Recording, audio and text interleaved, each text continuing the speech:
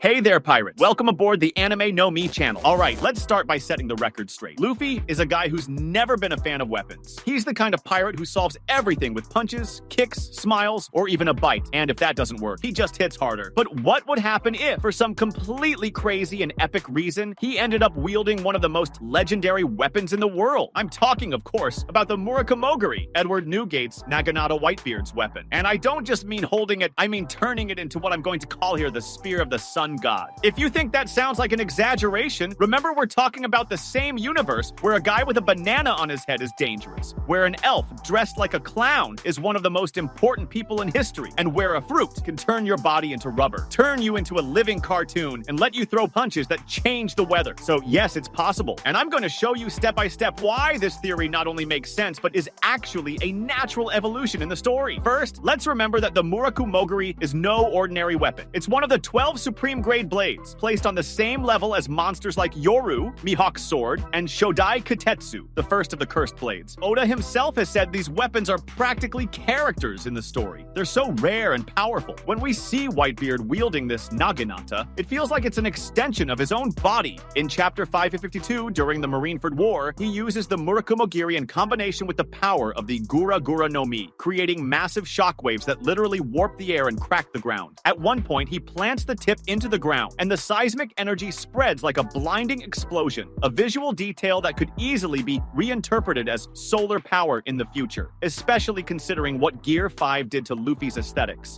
Now comes the first question. How on earth would Luffy get his hands on Whitebeard's weapon? The most logical guess is that it's in the possession of the remaining Whitebeard pirates. After Whitebeard's death, and later Marco taking on more of an advisory role than that of a captain, the crew scattered. The weapon could be kept as a relic, maybe in a tomb or shrine dedicated to the old man. Picture this. Luffy arrives on an island where a meeting of Whitebeard's allies is taking place. He's invited as a guest of honor for having been Ace's friend, for indirectly protecting Newgate's family, and most importantly, for being the man who carries Roger's legacy alive. Marco, seeing destiny unfold, hands the weapon to Luffy, saying something like, "The old man believed the world needed someone to break the darkness. This spear is yours now." That would make sense not only because of the indirect friendship with Whitebeard and Ace, but also because the symbolism of the Murakumogiri would fit Luffy at the exact moment he needs something to represent the sun. Here's where it gets interesting. Luffy, almost unconsciously, has carried the sun symbol in his story from the very beginning. He comes from Dawn Island. Dawn means sunrise. His ship is the Thousand Sunny. Sunny means full of sunshine. He freed slaves from the mark of the celestial dragon's claw and helped spread the sun pirate's mark,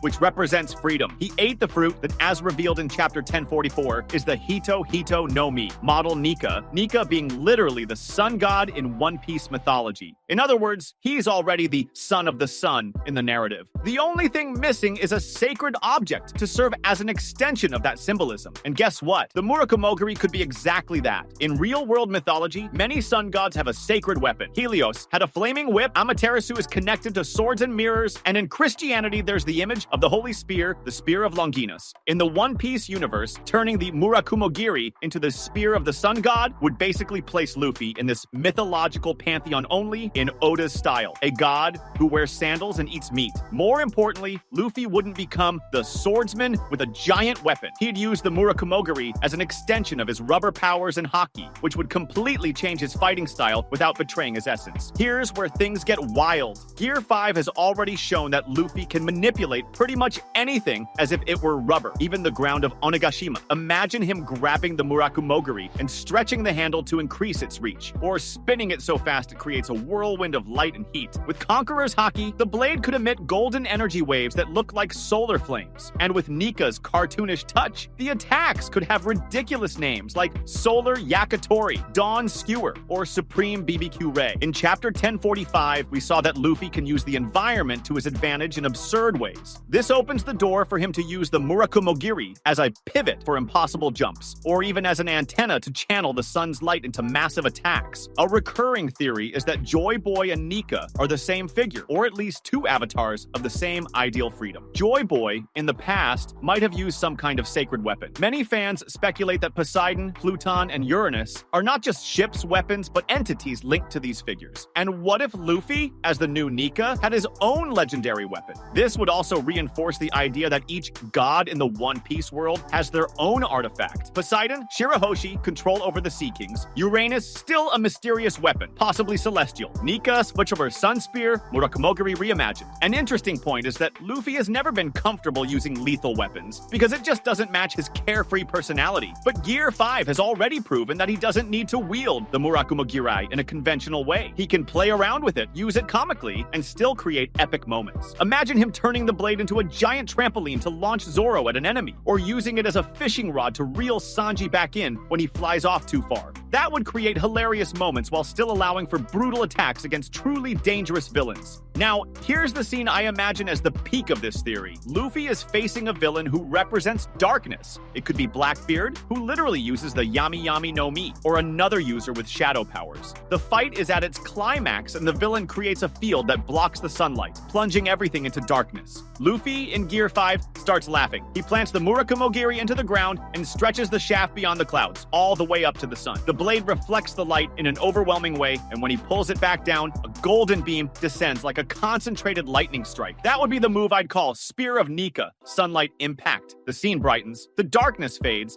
and the villain is hurled away. It becomes clear that the Murakumogiri can indeed be a perfect extension of Luffy's solar symbolism. Now it's time to dig deeper into that idea and understand how this weapon could take on a narrative role far beyond a strong weapon for a strong protagonist. Oda has never placed important elements in the story by accident, and the Murakumogiri itself has carried heavy symbolic weight since its very first appearance. Back in chapter 234 in Jaya, we hear about Whitebeard as the strongest man in the world, and the silhouette of his weapon is shown in a striking way. Then, in Marineford, especially in chapter 552, we see the weapon in action at the height of its power. It's not just a sharp piece of metal, it's a tool that amplifies the power of the Gura Gura no Mai, channeling shockwaves capable of cracking the very atmosphere. That alone shows the weapon isn't just decorative, it has synergy with the user's ability. If Luffy were to inherit the Murakumogiri, we'd be looking at a similar situation, but with a twist. Gear 5 and the power of the Hito Hito no Mi model Nika are extremely elastic, both literally and figuratively. They allow Luffy to manipulate the world as if it were rubber, including objects that, as far as we've seen, are not part of his body. In chapter 1045, for example, he turns the ground of Onigashima into rubber to bounce attacks, and even reshapes Kaido's body to absurd forms during their fight. This opens up a huge range of possibilities for how he could interact with the Murakumogiri, far beyond just swinging it around. The connection to the sun, which in Luffy's case comes from multiple narrative layers. Dawn Island, the Thousand Sunny, the liberation of slaves with the sun mark, and finally, the revelation of Nika in chapter 1044 could also be transferred to the weapon. Think about how Oda loves to tie powers to visual symbols. Luffy's Red Hawk burns with flames because of Ace's memory, Zoro's Santoryu style uses names linked to demons and gods, and even Sanji has attacks named after the devil. Nothing stops Luffy from creating Murakumogiri techniques that directly reference the light and heat of the sun, not as literal fire powers, but as a representation of energy, vitality, and freedom, which is exactly what Nika symbolized. That was today's content. We hope you liked it and want to share your opinion on the subject. Don't forget to share the video, give it a thumbs up, and I'll see you in the next video. Take care and stay amazing.